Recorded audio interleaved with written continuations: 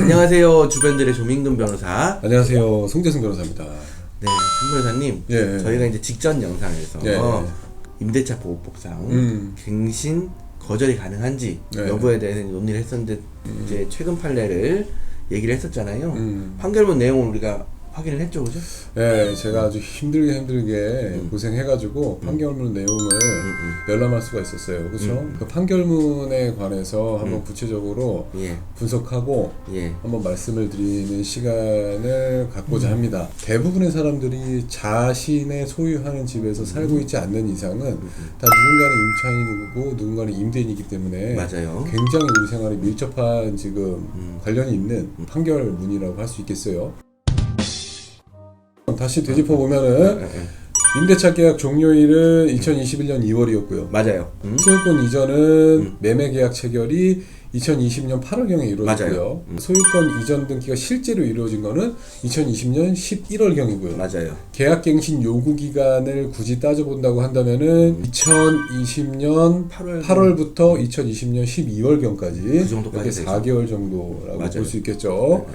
그 사이에 소유권 이전 등기가 격료가 되기 전에 전 소유자를 상대로 임차인이 나는 계약갱신 요구하겠습니다라고 요구를 했고 그렇죠. 거절합니다. 새로운 집을 알아보세요라고 얘기를 문자로 했고 소유자가 바뀐 새로운 임대인도 계약갱신 요구기간 동안에 내가 살겠습니다 나가주세요라고 계약갱신을 거절을 분명하게 한 사안이죠. 맞아요. 맞죠? 예. 사실관계는 여기까지 정리를 하면 될 것 같아요. 네. 그럼 이거에 대해서 우리 조민근 변호사님은 법률적으로 어떻게 보시나요? 사실 이게 중요하잖아. 일단은 네. 갱신 요구를 6월에서 네. 2월 사이에 4개월 동안 할 수 있다는 거는 네. 갱신 거절을 할 수 있는 기간도 동일하다라고 네. 보는 게 사실 맞는 것 같고 예. 그렇다고 하면 갱신 요구를 했을 때 그 갱신 요구를 하자마자 답변이 가야 되는 건 아니잖아요. 그죠? 네. 그러면 어쨌든 그 기간이 끝나기 전에 이런 사유가 있느냐 없느냐를 따져가지고 갱신 거절을 할 수 있다고 보는데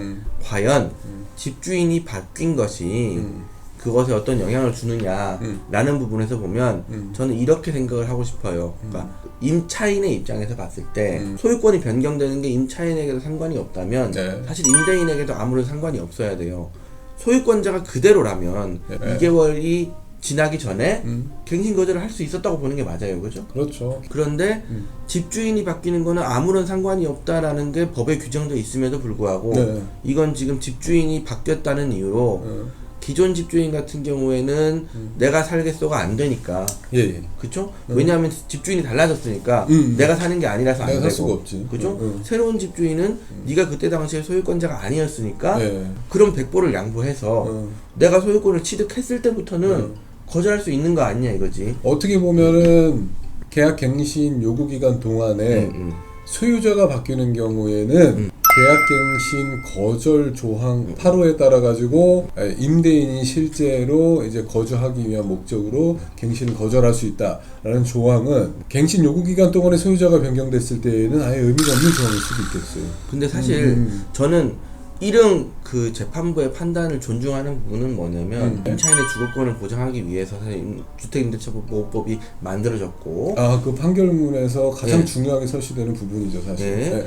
임차인에게 불리하게 해석할 수 없는 편면적 강행 규정이다 보니까 예. 기본적으로 임차인이 네. 계약갱신 요구권을 행사할 당시의 소유자에게 네. 고정된다. 거절권 행사가 라는 것까지는 저는 이해하겠어. 네. 그런데 네. 그렇게까지 임차인을 보호한다고 하더라도 사전에 이미 다 얘기가 돼 있고 거기에 맞춰가지고 집을 옮길 거냐 말 거냐 새로운 집으로 들어갈 거냐 말 거냐가 다 세팅되어 있는 상황에서 임차인이 말 한 번 바꿔버리면 소유권이 뭐 하려고 있는 거죠? 근데 지금 약간 법원 그 판결의 프레임에 좀 씌우신 것 같아. 우리 조 그래요? 변호사님께서. 예를 들면은 갱신을 요구한 그 상대방으로 고정이 된다. 라고 보는 것을 일견 이해하는 이유가 뭐예요? 제가 그러니까 이해되는 부분이 어떤 부분이야? 왜 고정된다고 봐야 되는 거야? 당연히 저는 그렇게 생각하지 않아요. 몰라. 그냥 뭐 생각이 없는 거야? 아니야. 제 생각은 그래. 고정된다고 하는 건 예를 들면 나는 살기는 어렵고 계약갱신 요구는 거절해야 되겠고 이런 걸 피해 나가기 위해서 살 수 있는 소유자와 계약하고 이전 등기하고 그 소유자로 하여금 거절하게 하는, 그 판사가 봤을 때는 악용한다고 볼 수 있겠죠. 그거를 막기 위해서는 고정시켜놔야 된다라고 저는 추측을 했어요.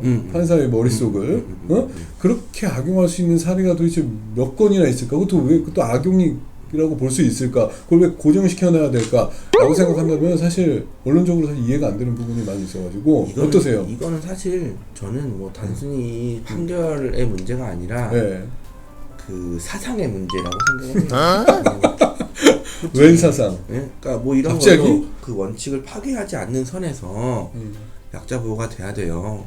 그런데 소유권이 사실상 의미가 없어지는 그런 결과가 좀 던지시는 것 같은데 이제 법률을 떨어져 막 던지시는 것 같아. 아니 생각은 다를 수 그럴 수 있잖아. 실제로 이게 임대인이 하루에 따라 가지고 내가 거주하겠다라고 거절을 하고 임차인을 나가고 본인이 거기 살기 시작했어.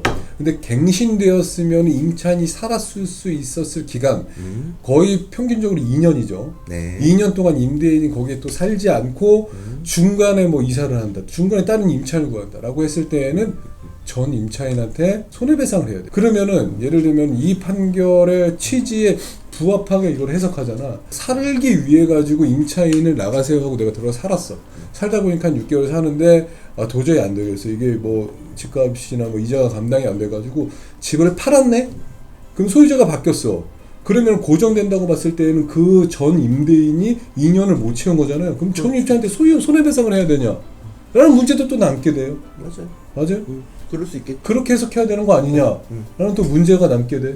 하지만 법률상으로는 이렇게 손해배상을 해줘야 되는 게 임대인이 그 기간을 채우지 못하고 새로운 임차인을 들였을 때라고 규정하고 있어요. 또 이거를 지금 그 법률 문헌상으로 해석했을 때 지금 판례에 따라서 해석한다면 지금 다 모든 게 꼬여버리는 이게 지금 발생할 수가 있어가지고 참 뭔가 통일적으로 해석하고 이해하기는 쉽지가 않다라는 생각이 들어요. 새로 들어온 개정법이 시행된 지 불과 7, 8개월 정도가 됐어요. 네. 분쟁의 수가 많지 않고 네. 그리고 분쟁에 대해서 판결이 난 게 사실 이번이 처음이잖아요. 네. 그렇죠? 사실 뻔하게 예상되는 분쟁들이 너무 많아요. 사실 법이라는 게 안정적으로 예측 가능하고 네. 누구에게나 똑같이 적용이 되고 라는 부분이 사실 있어야 되는데 이 신법이 사실 신설됨으로 인해서 굉장히 주택임대차에 대해서 혼란이 되게 많아졌어요. 그렇죠. 네.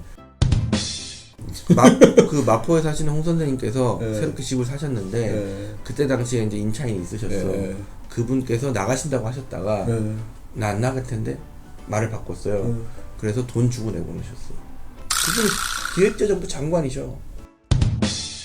혹시라도 구독자분들께서 이런 동일한 상황에 처해 계시다고 한다면은 저희가 한번 저희한테 연락을 주신다면 저희가 한번 대리를 해서 한번 진행을 해보겠다는 의사를 감히 표시를 한번 해볼게요. 어때요? 사실 사건에 정말 한번 그 신념을 담아보고 싶어요. 그럼 오늘 차는 여기까지 하고 구독과 좋아요 눌러주세요.